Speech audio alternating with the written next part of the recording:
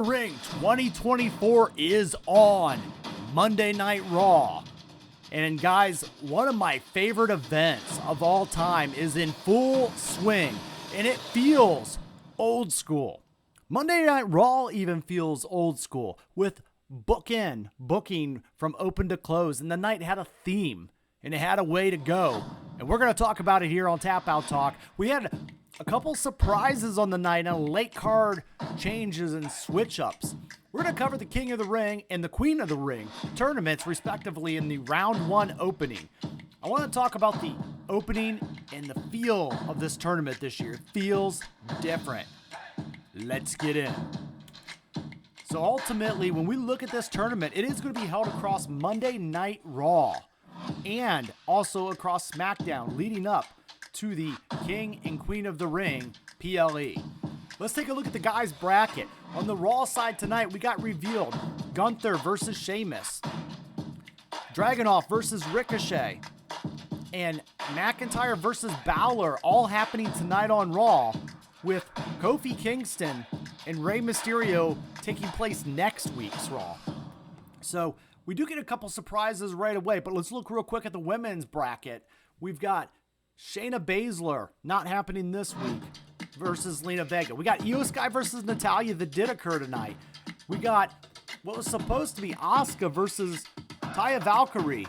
Got scratched for a little bit, but we still got a match. And we got Ivy Nile versus Zoe Stark that did happen this evening as well.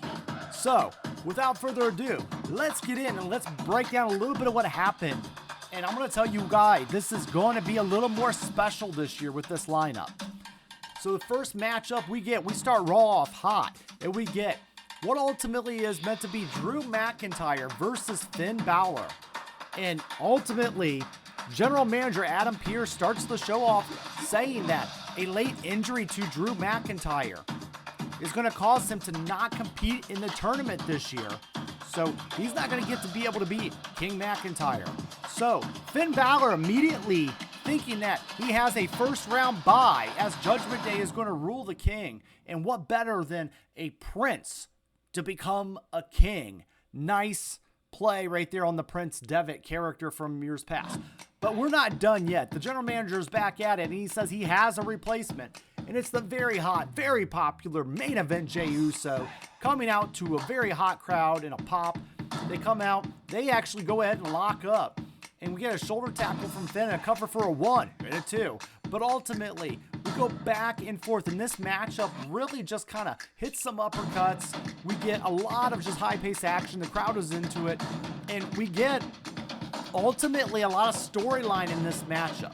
So this matchup was pretty good for what it was worth. It was worth a little bit of story and a little bit of, action in the ring just to kind of get Raw going. But ultimately, what happens? Well, we get, commercial break in there. And then we get Balor ultimately going back and forth. Finn struggling in a corner. Jey standing tall, and Jey goes for a hip toss. But Balor flies out of the corner with a clothesline. He stomps the chest of Jey, and Balor locks the head and drives the elbow into the chest for a 1 and a 2. Finn tries the sling blade move. Jey holds, he ducks under a kick and an uppercut, another kick. Finn is down. Jey on the top rope splash. He rolls through with a shotgun drop kick from Finn. He goes to the top this time. Jey rolls through. Finn is up. A spear from Jey Uso for a 1 and a 2. We go to the finish. Drew McIntyre is here, and he doesn't look injured at all. He distracts long enough for Finn to get a sneak hit in, but then Jey rebounds off the ropes with a spear and a cover. 1, 2, and a 3 for the win, the pin, and the advancement in the King of the Ring tournament. Main event, Jey Uso. Yeet, yeet.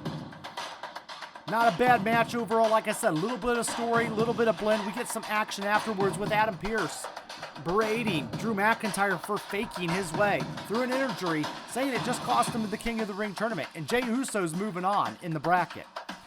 Next, we've got the women's inaugural and first Queen of the Ring matchup for this evening. So, again, they're going to face off in the first round. We got Natalya versus Io Sky of Damage Control. Poor Natalya, poor Natalya. I would kind of like to see Natalya get a Queen of the Ring moment. I think if anybody, she is the queen of the WWE. You know, it's been a while since, and she could use the character change. She could also use a little bit of recognition for all the years of hard work. But Natalya's going to do Natalya stuff. Always a bridesmaid, never a bride. And she is going to take the loss here to Io Sky. Sky looking to move ahead with her winning ways after the women's title being lost to Bayley at WrestleMania. So Natalya goes for a pin. She gets only a 1 count. They lock the leg of Io in the ring, and she's really working the leg, setting up that sharpshooter.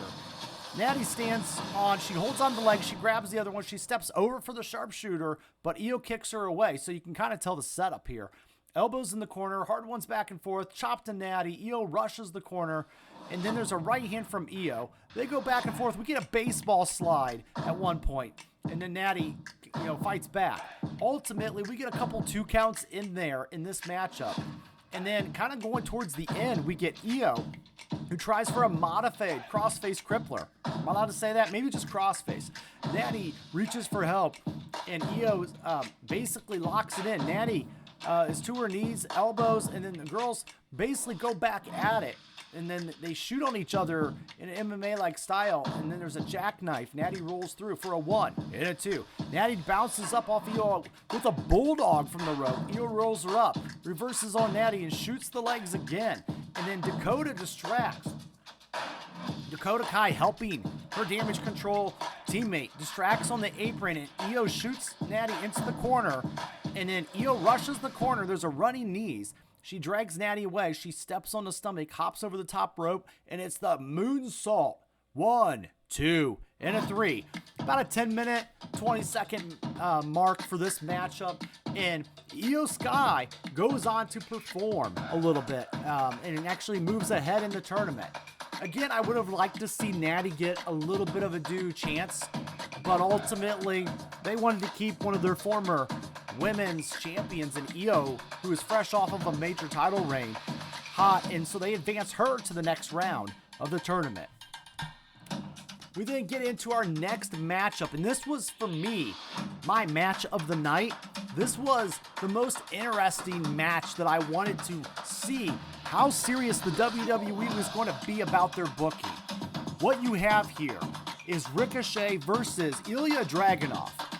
And you got to ask yourself the question, with Ricochet just becoming the WWE Speed Champion, is the WWE going to want to capitalize on that and push the Twitter X brand ultimately for the WWE Speed Champion to look good in this tournament?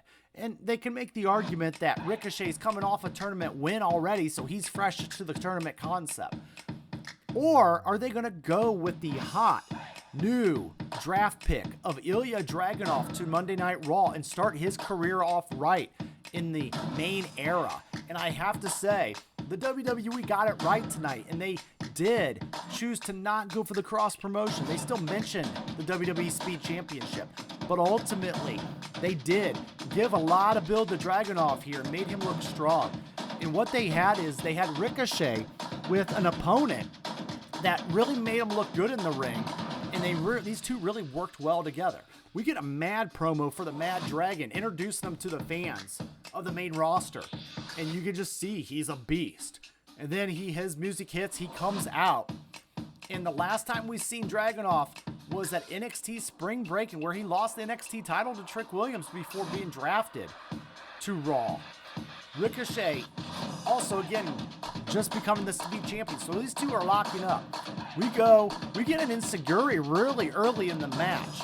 And then we get some flying knees. Ricochet's flying all over the place, and he's hitting Dragunov with a lot of that 3-minute speed action. Ultimately, Dragunov hits a German suplex. We get an elbow from Ricochet, a springboard to the ropes. He gets caught in. Dragunov hits another German. Ricochet lands on his feet. He actually holds the ropes, and Ilya to the apron. He hits a second rope and kind of does the Chris Jericho style. Ultimately, Ricochet hops over the ropes and hits a moonsault. There's a German on the outside here. He then, ultimately, we get a cover pin later on, about a 1 and a 2. And these two are all over. They're going out. We get a really cool spot with Ricochet flying over the ropes. And actually hitting Dragunov on the outside. And at this point, we get a holy shit chant.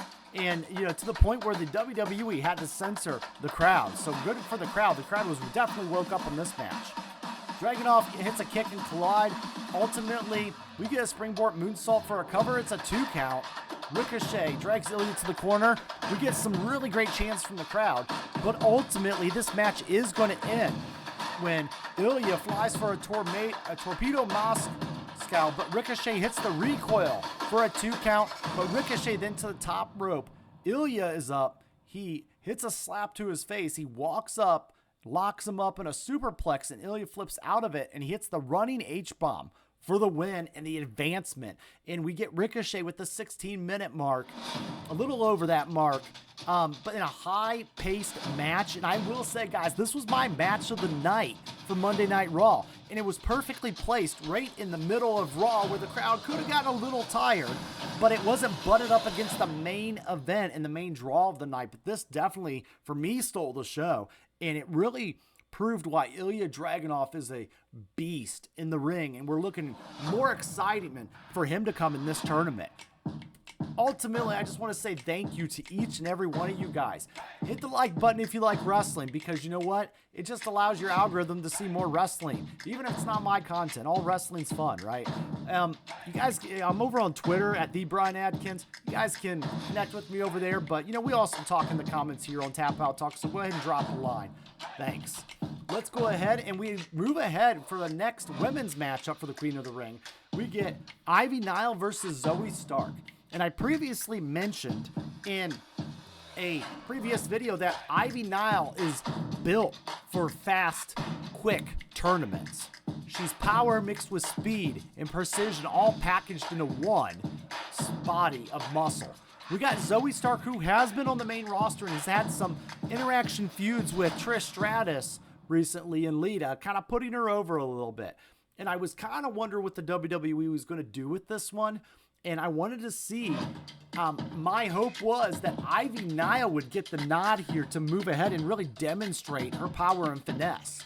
But we're going to find out. We actually get a little bit of the superstars kind of making a name for themselves. Zoe goes for the midsection, lots of shooting. She corners Ivy really quick. Ivy escapes. She whips Zoe to the corner, and Zoe flies over and lands on her hip. Ivy with a fireman's carry, but Zoe hops off and hits a short clothesline. At this point, we go a little bit forward. We get a vertical suplex with Ivy delaying the fall for a little bit while she just holds her straight in the air for almost like British Bulldog Davey Boy Smith style. She hits it after about 10 seconds of holding her up. That could be a definite thing for her here.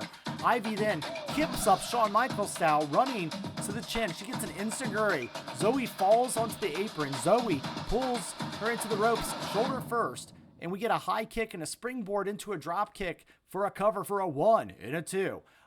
Good fun back and forth matchup with a little bit of power and a little bit of finesse in this one. But ultimately, we get lots of good selling by the girls. And we go to the end. We get some more attacks in the midsection. And we get Ivy with a right slap to the gut and another kidney shot. And then she locks the head. But Zoe steps forward and slips under. And then Zoe pulls out and she hits the turnbuckle in an inverted suplex. We get the Z360 for the 1, the 2, and the 3. It's Zoe Stark at the 5-minute, 18-second mark. And I will say, Zoe Stark advancing. The fans are familiar with Zoe Stark. And while I have no problem with her winning and taking on the next competitor, I will say Ivy Nile, I would like to see her in a tournament that's fast and powerful, and I would like to, seen her get a chance to really shine. So hopefully this isn't the end of what we see from Ivy Nile. Up next, we got the next women's Queen of the Tournament matchup. And so I will say for this one, we got Lyra Valkyria. We were supposed to get Asuka in this matchup, but for some reason we did not get that. And we ended up getting Dakota Kai as a replacement, representing Damage Control. So we start out right away. We get a Northern Light suplex for a pin really quickly. Lyra then locks her head. She hooks the leg. She shoots for a suplex, but Dakota turns it into a roll-up for a 1 and a 2 quick count. She sends Lyra into the corner, runs into a kick. Lyra hits the top rope. You can tell the WWE was really trying to put over Lyra in this matchup.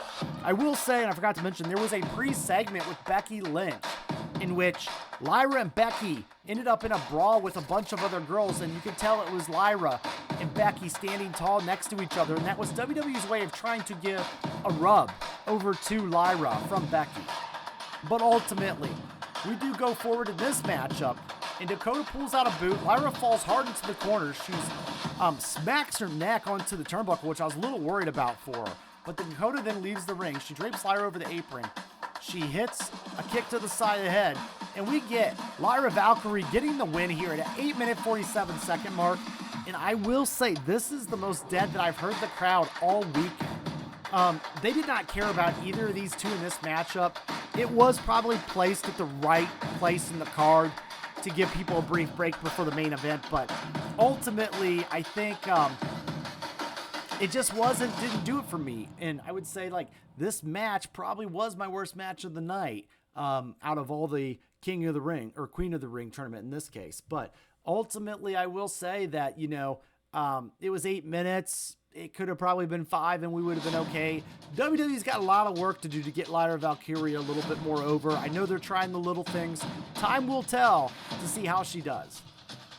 So ultimately then, we get what I love, a really, really good backstage segment previewing the Kofi Kingston Rey Mysterio matchup next week on Raw to advance in the King of the Ring tournament. And I will say, I love this old school feel, and it was Kofi just doing a promo talking about his match. He cuts the promo. He has a very serious look on his face, and I feel like this is going to be a really good character change, or a little bit more of a focus from Kofi, so I'm excited to see what he brings. But he brings out how he's supposed to be Xavier Woods' throne to come back to it, King of the Ring. But Gunther took that from him, foreshadowing a match with Gunther. I like that we got to see that. Kofi knows that Gunther advances. He can't wait to face him if he gets past. But first, he's got to get past one of his childhood greatest people of all time that he admired, is Rey Mysterio. So he's got to put him down as if his name, was Kendrick Lamar. And then he's got to win this year's tournament for Xavier Woods. Very serious promo. I almost feel like Kofi might be getting a bit of a gimmick change out of this. I could see an argument being made for a little bit of a heel vibe. It is interesting to see if the WWE will play on this a little more, with him especially going over and actually possibly beating Rey Mysterio next week to advance. So we'll see what Kofi ends up doing next week. And then we're going to get to the main event. We've got Gunther versus Sheamus, and this was the right match to put in the main event. We did get this match going about 20 minutes long for this tournament, and it was really a good thing to draw you in, both men being household names. And we get a little bit of a reminder of their epic battle at Clash of the Castle, and it really gave you a real reason to stay around and stay awake for Monday Night Raw tonight. Ultimately, after losing the Intercontinental Championship at WrestleMania 40, Gunther declared for the King of the Ring tournament immediately as a way to take himself and the kingdom to new heights. So, we get into this matchup. Sheamus, meanwhile, wants to be one of the few guys to win multiple King of the Rings, like Bret Hart, but back in 1991 and 1993. So we get a lockup. We get a little bit back and forth with some chops in this one. We get an uppercut from Sheamus. And then ultimately we get a side headlock. Sheamus is shaking off on the apron. Gunther pulls Sheamus back up. So we get a little slaps to the chest. Then ultimately we fast forward a little bit. The referee is doing some counting. Gunther basically lets go of a hold he has, and he basically then Sheamus escapes that. There's strike after strike. There's an Irish curse. Gunther hits a clothesline, but there's only a 2 count. Ultimately, Gunther locks up. Then we get, later on, a drop kick to Sheamus's leg. The ref turns. He yells at Ludwig Kaiser, who's ringside for Gunther, and he sends him to the locker room. due to interference. So then we're back and we look at Gunther, who has a figure 4 leg lock locked in. Sheamus kicks him over, and he's kicked over and over again.